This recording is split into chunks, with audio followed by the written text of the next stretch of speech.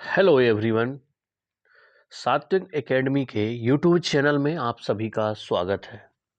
अगर आप लोग चैनल पर नए हैं और शिक्षक भर्ती की तैयारी करते हैं तो शिक्षक भर्ती से रिलेटेड महत्वपूर्ण अपडेट और इन्फॉर्मेशन के लिए चैनल को सब्सक्राइब कर लें एंड बेल आइकन को प्रेस कर दें ताकि शिक्षक भर्ती से रिलेटेड कोई भी इन्फॉर्मेशन हो, वैकेंसी हो, एलिजिबिलिटी क्राइटेरिया हो, ये सारी जानकारी आपको टाइम टू टाइम मिलती रहे। तो चलिए आज हम बात करने वाले हैं आपकी प्राथमिक शिक्षक पात्रता परीक्षा 2024 जो आपकी मध्य प्रदेश में होने वाली है। आपका एग्ज़ाम कैलेंडर जारी हो चुका है ईएसबी का। उसमें जो एग्ज़ाम डेट दी हुई है एमपी टेट वर्ग 3 की वो दी हुई है आपकी सितंबर 2024। तो ये आपकी पात्रता परीक्षा होने वाली है फिर से। तो जिन लोगों ने पहले पात्रता परीक्षा नहीं दी है या उनका क्वालिफाई नहीं है तो वर्ग 3 की पात्रता परीक्षा आप जा कर के दे सकते हैं। तो तैयारी शुरू कर दें, लेकिन तैयारी से पहले उन्हें जानना ज़रूरी है एलिजिबिलिटी क्राइटेरिया क्या होगा, है ना। अदर स्टेट वाले अप्लाई कर सकते हैं या नहीं कर सकते। जो जिन्होंने बीएड किया हुआ है क्या वो प्राइमरी में अप्लाई कर पाएंगे या नहीं कर पाएंगे। प्रयोगशाला शिक्षक भर्ती का क्या होने वाला है, जिसका रोस्टर ऑलरेडी जारी हो चुका है, क्या उसकी चयन परीक्षा होगी, इस पर भी हम चर्चा करने वाले हैं।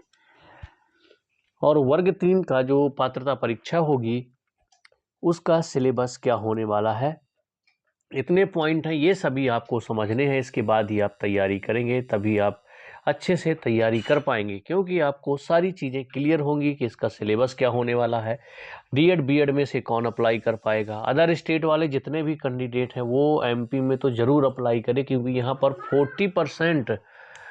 40% से आपकी सीटें रहती हैं। यानी जनरल कैटेगरी में आप आ सकते हैं यहाँ पर। अदर स्टेट जैसे 5% 10% का जो कोटा होता है वैसा सिस्टम नहीं है। इसीलिए एमपी में ज़्यादा से ज़्यादा अदर स्टेट के लोग फॉर्म भरते भी हैं और ज़्यादा से ज़्यादा लोग सिलेक्ट होते भी हैं। अब ये गवर्नमेंट की कमी है कि यहाँ पर उन्हें करना चाहिए था कि ये जो है 5% कोटा कर देते, अलग बात है, लेकिन 40% अदर स्टेट वालों के लिए भी देना, ये जो एमपी के कैंडिडेट हैं उनके साथ ये गलत हो रहा है।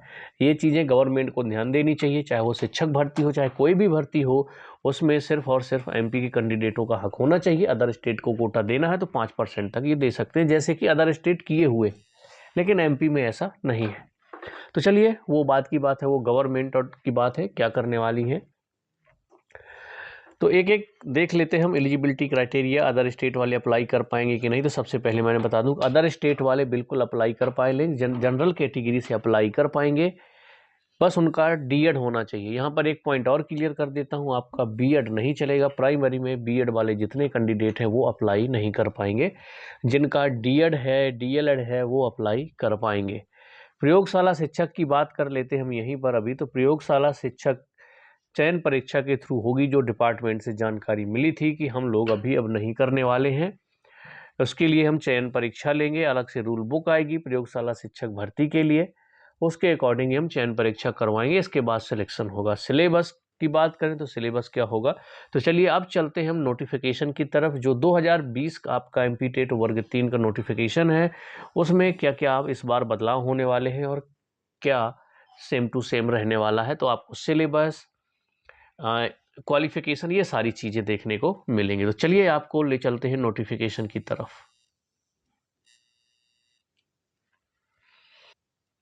तो चलिए अब आपको दिख रहा होगा यहाँ पर नोटिफिकेशन, ये 2020 का नोटिफिकेशन है, जो उस टाइम पे इसका नाम पीईबी था, प्राथमिक शिक्षक पात्रता परीक्षा, जो 2020 में हुई थी। तो इसमें सबसे पहले हम देख लेते हैं आपके क्वालिफिकेशन की क्वालिफिकेशन क्या थी और इस बार आपकी क्वालिफिकेशन क्या रहने वाली है, क्योंकि क्वालिफिकेशन में आपका चेंजेस हुआ है, वही आपको ध्यान देना है। चलिए यहाँ पर देखिए, दिख रहा होगा आपको निर्धारित शैक्षणिक योग्यता। तो यहाँ से आपको जो सेकेंड वाला पॉइंट है इसको हटाना है। ये वाला 50% अंकों के साथ स्नातक तथा शिक्षा स्नातक बीएड जिसने राष्ट्रीय अध्यापक शिक्षा द्वारा मान्यता प्राप्त संस्थान से शिक्षा स्नातक की उपाधि प्राप्त की हो, उनके लिए शर्त रखी गई थी 2020 में कि वो ब्रिज कोर्स उनको करना होगा। तो इस वाले क्वालिफिकेशन को हटा दीजिए, जैसे ही ये क्वालिफिकेशन हट जाएगा, जैसे ही ये क्वालिफिकेशन हट जाए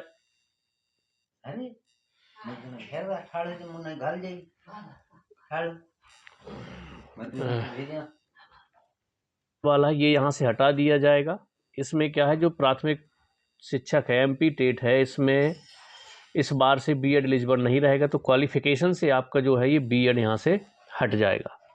इसके अलावा जितनी भी क्वालिफिकेशन यहाँ पर दी हुई है वो सारी की सारी क्वालिफिकेशन आपकी एलिजिबल रहेंगी। यहाँ पर आपका डीएड होना चाहिए। अब देख लीजिए, मैं आपको सिंपल वे में बता देता हूँ। या तो आपका 12th प्लस डीएड होना चाहिए, या फिर आपका ग्रेजुएशन के साथ में डीएड होना चाहिए। बस आपका ग्रेजुएशन प्लस बीएड ये क्वालिफिकेशन आपकी नहीं चलेगी। तो जितने भी बीएड वाले कैंडिडेट हैं वो इस बार से प्राइमरी शिक्षक के लिए अप्लाई नहीं कर सकते। बाकी क्वालिफिकेशन देख लीजिए, यहाँ पर सेम टू सेम है, बस आपको ये क्वालिफिकेशन हटा देनी है। तो आपको क्वालिफिकेशन पता चल गया, शॉर्ट में मैंने आपको क्वालिफिकेशन बता दिया। यहाँ पर कुछ भी लिखा हो कि 12th है, उसके बाद डीएड होना चाहिए, 2 वर्ष का होना चाहिए, क्या होना चाहिए। अब यहाँ पर क्वालिफाई करने के लिए देखिए 50% अंक चाहिए, किनके लिए, SC ST OBC के लिए और EWS के लिए, और 60% आपको जनरल कैटेगरी के लिए क्वालिफाई के लिए चाहिए। तो ये आपकी पात्रता परीक्षा होगी, क्योंकि 2020 में तो डायरेक्ट सिलेक्शन के लिए टेस्ट हुआ था और उससे ज्वाइनिंग भी हुई है। लेकिन जब से नए रूल आ गए कि आपकी 2 परीक्षाएं होंगी, आपकी एक पात्रता परीक्षा होगी, दूसरी आपकी चयन परीक्षा होगी। तो ये जो आपकी 2024 में एग्ज़ाम होने वाला है, ये सिर्फ और सिर्फ पात्रता परीक्षा है। तो इसमें आपका क्वालिफाई करना ज़रूरी है। ज़्यादा मार्क्स ले आते हैं वो अच्छी बात है कि आपकी तैयारी बहुत बढ़िया है या अच्छी रहेगी, लेकिन आपको मिनिमम अगर मार्क्स की बात करें तो 150 मार्क्स का आपका एग्ज़ाम होगा। ओके, जिसमें 50% यानी कि 75 number SC ST EWS OBC के लिए चाहिए और 90 मार्क्स आपको चाहिए जनरल कैटेगरी वालों को। ठीक है, चलिए, तो ये बात हो गई यहाँ पर। अब सबसे ज़्यादा देख लेते हैं अदर स्टेट वालों के लिए। मैंने बता दिया कि बिल्कुल अप्लाई कर सकते हैं। डीएड होना चाहिए, 12th होना चाहिए, या फिर ग्रेजुएशन डीएड होना चाहिए, डिप्लोमा होना चाहिए आपका, तो आप अप्लाई कर पाएंगे। तो यहाँ से अदर स्टेट का हो गया आपका। और इसका जो सिलेबस होता है उसकी रूपरेखा क्या है वो आप लोग देख लीजिए। मैं आपको यहीं पर बता देता हूँ कि आपके 30-30 नंबर के 5 सेक्शन आएंगे। अगर सिलेबस में कुछ चेंजेस होंगे तो टॉपिक ही कुछ चेंज होंगे, बाकी प्राइमरी के लिए लगभग आपका सिलेबस यही रहने वाला है। टॉपिक आपके कुछ टॉपिक नए आ सकते हैं, कुछ टॉपिकों को हटाया जा सकता है, इससे ज़्यादा कुछ नहीं आपके सिलेबस में बदलाव आएगा, इस बात को याद रखिएगा। तो इसी के हिसाब से अभी आप लोग तैयारी शुरू कर दें। मैं आपको सिलेबस दिखा देता हूँ आपको। यहाँ पर देखिए, ये रहा उसका परीक्षा योजना एवं पाठ्यक्रम की किस तरह से आपका कितने नंबर का कौन सा सब्जेक्ट आने वाला है प्राइमरी के लिए। ठीक, बाल विकास एवं शिक्षा शास्त्र के 30 प्रश्न आएंगे 30 नंबर के। भाषा 1 और भाषा 2 ये आपके ऊपर है कि आप क्या सिलेक्ट करते हैं। हिंदी इंग्लिश ले सकते हैं, हिंदी संस्कृत ले सकते हैं, हिंदी जो भी आप लेंगे। तो यहाँ पर हिंदी और संस्कृत ले सकते हैं, हिंदी और इंग्लिश ले सकते हैं। 30-30 नंबर की आपकी लैंग्वेज आने वाली है, 30-30 प्रश्न आएंगे। इसके अलावा मैथ आपकी 30 नंबर के 30 प्रश्न आएंगे। पर्यावरण अध्ययन यानी कि इन्वायरमेंटल स्टडी 30 नंबर के आपके आने वाले हैं 30 प्रश्नों के साथ। तो टोटल आपके 150 प्रश्न होंगे, 150 नंबर के आने वाले हैं। अब यहाँ पर ये सिलेबस दिया हुआ है डिटेल में। तो ये सिलेबस की जो टॉपिक है इसकी PDF मैं आप लोगों के साथ टेलीग्राम में शेयर कर दूंगा। इसका बिल्कुल आप लोग प्रिंट आउट निकाल के रख लें और तैयारी अभी से शुरू कर दें कि पात्रता परीक्षा जो हो उसको क्वालिफाई कर लो। अगर पात्रता परीक्षा आप क्वालिफाई नहीं कर पाएंगे तो फिर आप लोगों के साथ क्या होगा कि आप MP टेट की जो चयन परीक्षा होगी उसको बिल्कुल भी नहीं दे पाएंगे। ठीक है, टेलीग्राम की लिंक आपको डिस्क्रिप्शन में मिल जाएगी। ये सिलेबस आपको मैं वहीं पर शेयर कर दूंगा। ये आपका हो गया हिंदी भाषा के 30 प्रश्न, अंग्रेजी के हो गए आपके क्या क्या आने वाला है, उर्दू भाषा जो लेंगे उनके लिए हो जाएगा, गणित की ये 15 प्रश्न और 15 नंबर की पेडोलॉजी।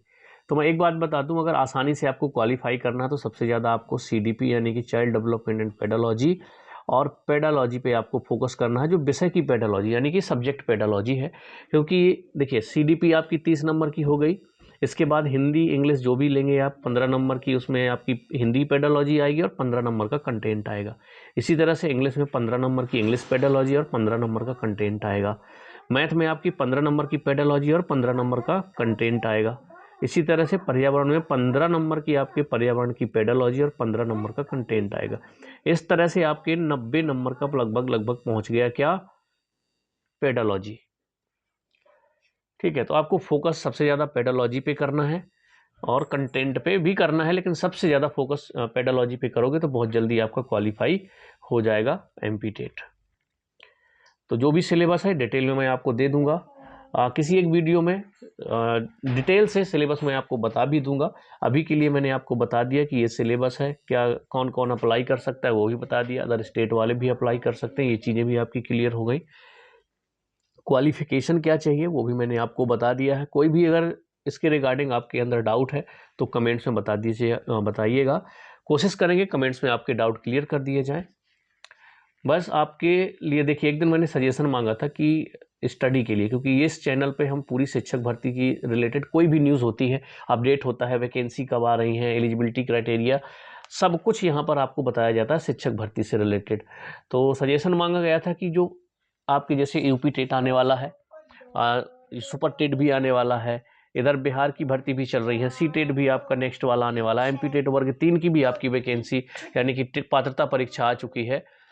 तो इन सब की तैयारी के लिए क्या करें, तो एक अलग से चैनल बनाएंगे, उसमें सिर्फ और सिर्फ स्टडी की जाएगी, आपको वहाँ पर सिलेबस के अकॉर्डिंग पढ़ाई कराई जाएगी। ठीक है, तो बहुत जल्दी आपको एक नया चैनल देखने को मिलेगा जिसमें सिर्फ और सिर्फ तैयारी करवाई जाएगी, आपकी इन्फॉर्मेशन आपको इस चैनल पर मिलेगी सारी, और तैयारी के लिए आपको उस चैनल पर पहुँचना होगा।